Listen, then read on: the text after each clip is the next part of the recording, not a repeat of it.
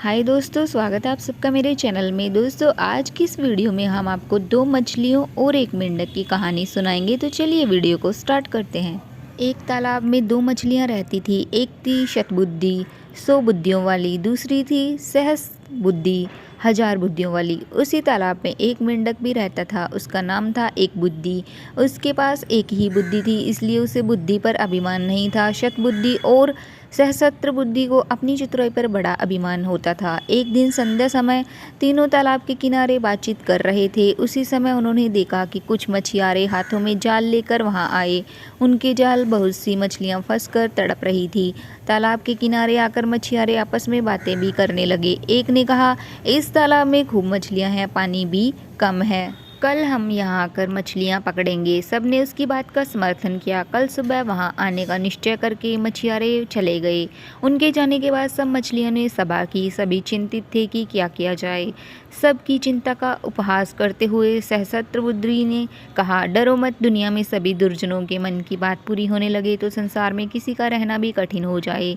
सांपों और दुष्टों के अभिप्राय कभी पूरे नहीं होते, इसलिए संसार बना हुआ है। किसी के कथन मात्र से डरना का पुरुषों का प्रथम कार्य होता है। प्रथम तो वह यहाँ आएंगे ही नहीं। यदि आ भी गए तो मैं भी अपनी बुद्धि के प्रभाव से सबकी रक्षा कर लूँगी। शतबुद्धि ने भी उसका समर्थन करते हुए कहा, बुद्धिमान के लिए संसार में सब कुछ संभव होता है। जहाँ वायु और प्रकाश की भी गति नहीं होती, वहाँ बुद्धिमानों की बुद्धि पहुँच ही जाती है। किसी के कथन मात्र से हम अपने पूर्वजों की भूमि को नहीं छोड़ सकते। अपनी जन्मभूमि में जो सुख होता है वह स्वर्ग में भी नहीं होता। भगवान ने हमें बुद्धि दी है, भय से भागने के लिए नहीं, बल्कि भय का युक्तिपूर्वक सामना करने के लिए दी है।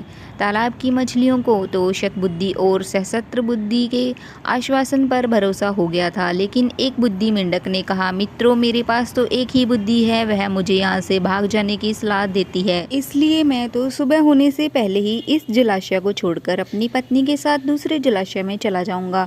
यह कहकर वह मेंढक मेंढकी को लेकर तालाब से चला जाता है।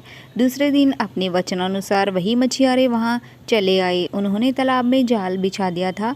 तालाब की सभी मछलियां जाल में फंस गई। शतबुद्धि और सहस्त्र बुद्धि ने बचाव के लिए बहुत सारे पैंतरे बदले, किंतु मछियारे भी अनाड़ी नहीं थे। उन्होंने चुन चुन कर सब मछलियों को जाल में बांध लिया था। सबने तड़प तड़प कर अपने प्राण त्याग दिए। संध्या के समय मछियारों ने मछलियों से भरे जाल को कंधे पर उठा लिया। शतबुद्धि और सहस्त्र बुद्धि बहुत भारी मछलियां थी, इसलिए इन दोनों को उन्होंने कंधे पर और हाथों पर लटका लिया था। उनकी दुर्व्यवस्था देखकर मेंढक ने मेंढकी से कहा, देख प्रिय, मैं कितना दूरदर्शी हूँ।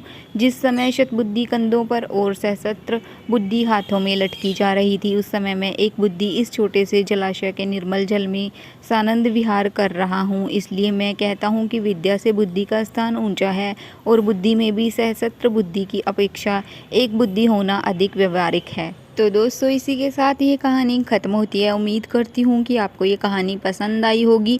अगर आपको आगे भी ऐसी ही कहानियाँ और देखनी है तो प्लीज़ मेरे चैनल को सब्सक्राइब कर लीजिए, वीडियो को लाइक शेयर कर दीजिए और बेल आइकन को प्रेस करते जाइए। बाय बाय दोस्तों, मिलते हैं नेक्स्ट वीडियो में।